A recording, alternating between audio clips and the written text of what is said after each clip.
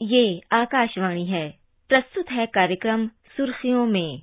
इसके अंतर्गत आज सुनिए अफगानिस्तान संकट के मायनों पर चर्चा। इसमें भाग ले रहे हैं रक्षा विश्लेषक पूर्व कोमोडोर सी उदय भास्कर और पत्रकार सिमरन सोढ़ी।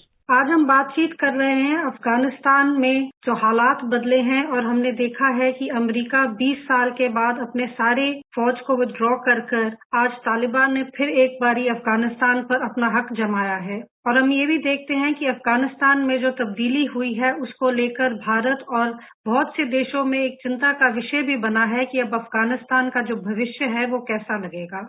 कॉमोडोर भास्कर, जब आप अफगानिस्तान में ये तब्दीली देखते हैं तो ये कितना चिंता का विषय है भारत के लिए और ग्लोबली बाकी सारी दुनिया के लिए भी?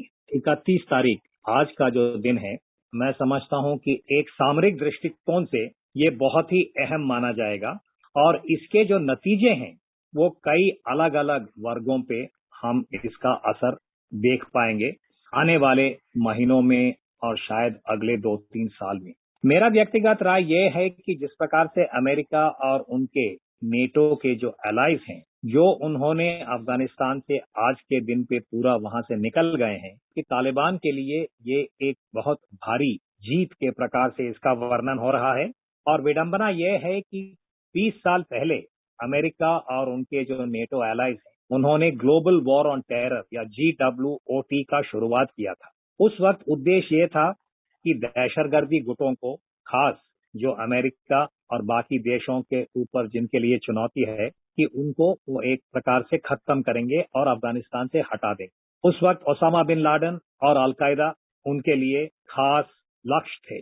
जिस प्रकार से पिछले शताब्दी में ब्रिटेन के फौज ने अफगानिस्तान में हार मान के निकल गए थे, उसके बाद पिछले शीत युद्ध के समय पे सोवियत यूनियन ने आक्रमण करके उन्होंने भी अफगानिस्तान से निकल गए थे हार मान के। आज अमेरिका की बारी है और उससे मुझे लगता है कि विश्व में जो दहशतगर्दी के जो लहर है उनके लिए एक बहुत बढ़ोतरी मिल सकता है, क्योंकि वही तालिबान जिसको अमेरिका ने अक्टूबर 2001 में हटाया था, वो इस वक्त वापस काबुल में सत्ते में है। और उसके साथ बाकी जितने भी दहशतगर्दी के गुट हैं, चाहे अलकायदा हो या इस्लामिक स्टेट या बाकी जो भारत के खिलाफ जिन्होंने बंदूक उठाया है, लश्कर ए तैयबा, जैश ए मोहम्मद, हक्कानी वगैरह, उन सबको भी मुझे लगता है कि ऐसा एक प्रतीकात्मक रूप से एक बहुत भारी जीत उनके लिए माना जाएगा। और इससे मुझे लगता है कि अंतर्राष्ट्रीय जो सामरिक जो माहौल है और क्षेत्रीय जो इस वक्त लहर है, वो सब प्रभावित हो सकते हैं और ये काफी नकारात्मक होने का संभावना है। कॉमोडोर भास्कर, हम ये भी देखते हैं कि भारत में प्रधानमंत्री नरेंद्र मोदी ने एक हाई लेवल ग्रुप बनाया है जो अफगानिस्तान में होती डेवलपमेंट्स पर एक नजर रखेंगे। इस ग्रुप में हमारे foreign minister doctor S Jaishankar, national security adviser और बहुत से सीनियर ऑफिशियल्स हैं। तो भारत के लिए आप कितना ये जरूरी मानते हैं कि जैसे अफगानिस्तान में एक तब्दीली आई है, एक तो आतंक का जो खतरा अब लगता है कि शायद थोड़ा और बढ़ जाएगा, जो एक आतंक का खतरा है भारत के लिए वो कितना ज्यादा बढ़ गया है? इस वक्त मैं कहूंगा कि स्थिति जो है वो चिंताजनक है। वही कारण है कि प्रधानमंत्री मोदी साहब ने इस प्रकार का हाई लेवल कमेटी भी बनाया है। पर हमें शायद इस वक्त वेट एंड वॉच का जो पॉलिसी है वो शायद अपनाना होगा। परंतु ये अभी तक मैं कहूंगा कि स्पष्ट नहीं है कि तालिबान का एजेंडा क्या है। साथ साथ पाकिस्तान जो कि तालिबान को समर्थन दे रहे हैं, उनका क्या एजेंडा रहेगा, क्योंकि चीन और रूस भी पाकिस्तान और अफगानिस्तान को अपना इशारा दे रहे हैं समर्थन का। तो जब तक हमको इसका थोड़ा सा अंदाजा नहीं होगा, हमें सतर्क जरूर रहना होगा।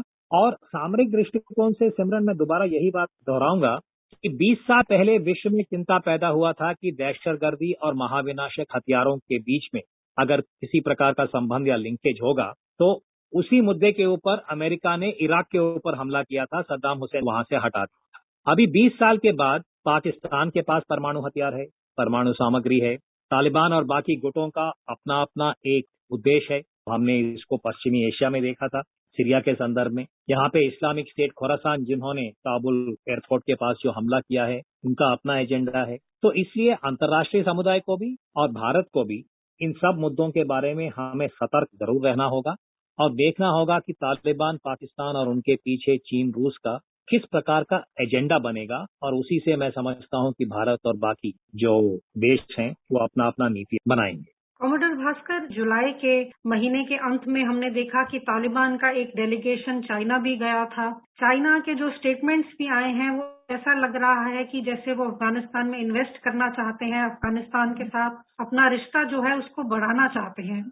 हम ये भी देखते हैं कि चाइना और पाकिस्तान का जो अपना रिश्ता है वो काफी मजबूत है। तो क्या ये जो हम चाइना पाकिस्तान नेक्सस जिसको कहते हैं, इसको लेकर आपको क्या लगता है कि जैसे भारत है और अफगानिस्तान में चीजें बदल रही हैं, चीन पाकिस्तान पास आ रहे हैं अफगानिस्तान की नीति को लेकर, तो इसको हम किस नजरिए से समझें? अभी जो क्षेत्रीय जो ढांचा है वो बदल रहा है, क्योंकि अभी तक अमेरिका के फौज थे वहां पे, उनके साथ साथ नेटो के देश भी थे। तो एक प्रकार का एक सैनिक आप कह सकते हैं कि फुटप्रिंट या एक सैनिक वहां पे छाप था अफगानिस्तान के अंदर।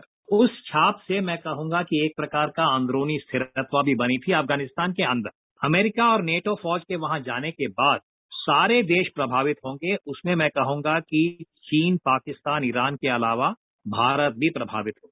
तो हमें इसलिए देखना है कि चीन और पाकिस्तान के बीच में जिसको नेक्सस की बात आपने की है कि उनका एजेंडा क्या होगा जहां तक अफगानिस्तान के संदर्भ में, और साथ साथ रूस किस प्रकार का पॉलिसी अपनाएगा ईरान के साथ भी, क्योंकि ये विडंबना है कि इन सब देशों के लिए, चाहे रूस हो, चीन, ईरान और पाकिस्तान, उनको भी चिंता है कि तालिबान का जहर जो है कहीं उनके ऊपर इसका असर ना हो, चाहे चीन और सिंकियांग आइगुर के संदर्भ में, या रूस और उनके जो पुराना इतिहास है जिहादी गुटों के साथ, या ईरान के अंदर तालिबान और उनके सहयोगियों ने हमला भी किया है, लोगों को उन्होंने शिकार बनाया है, और पाकिस्तान के अंदर भी जो तालिबान पाकिस्तान का है टीटीपी, और उन्होंने जो नॉन सुन्नी या जो माइनॉरिटी गुटों के ऊपर जो उन्होंने हमला किया है, ये सब पिछले 20 साल में कई बार हुआ है। और आपको याद होगा मलाला जो है वो लड़की जो स्कूल में उनको हमला किया था बस में, और पेशावर का स्कूल बस, और भारत में मुंबई का अटैक, और साथ साथ पश्चिमी यूरोप में चाहे स्पेन हो या ब्रिटेन, लंदन में हुआ था। ये सब एक प्रकार का मैं कहूंगा कि चिन्ह है, प्रतीकात्मक रूप से हमें याद दिलाते हैं कि दहशतगर्दी का जो प्रभाव और असर कहां तक पहुंच गया है। तो इसलिए मैं समझता हूं कि तालिबान और उनके जो एजेंडा और प्रायोरिटी है वो देखना है, और इसका हमें शायद बहुत जल्दी पता चलेगा जब वो अफगानिस्तान के अंदर ही अपने ही नागरिकों के ऊपर, वहां के औरत, वहां के लड़कियां, उनको किस प्रकार से उनका व्यवहार होगा, और उनका जो ह्यूमन सिक्योरिटी उसको वो किस प्रकार से सुरक्षित रखेंगे या उन्हीं के ऊपर हमला करेंगे, ये हमको बहुत जल्दी पता चले। कॉमोडर भास्कर, बहुत से लोगों का ये भी मानना है कि जिस तरह अमेरिका की फौज ने विथड्रॉ किया है और जिस तरह का तरीके से अमेरिका वापस गया है अफगानिस्तान से, इसको अमेरिका की हार माना जा रहा है। और बहुत से लोगों का मानना ये भी है, चाहे वो तालिबान है, आइसिस, खुरासान है, क्या इन लोगों की जो हिम्मत है वो और भी बढ़ जाएगी, ये देखते हुए कि अमेरिका जैसा जिसको हम एक बहुत शक्तिशाली देश मानते हैं, उनकी फौज को इनका मानना है कि शायद इन्होंने हरा दिया है।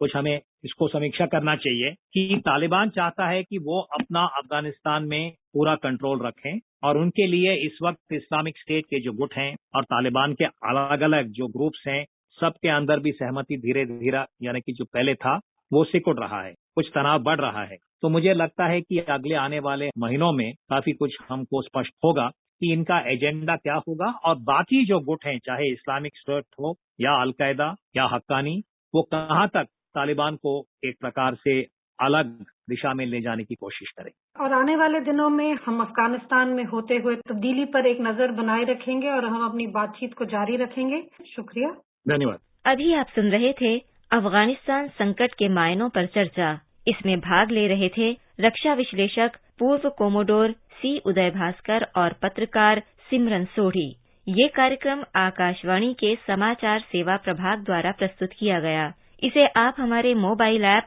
न्यूज ऑन एआईआर और YouTube channel news on AIR official पर भी सुन सकते हैं। इस कार्यक्रम के संबंध में अपनी प्रतिक्रिया आप हमें ईमेल कर सकते हैं। पता है airnsdtalks@gmail.com। ये कार्यक्रम फिर से सुनने के लिए लॉग ऑन करें हमारी वेबसाइट newsonair.nic.in।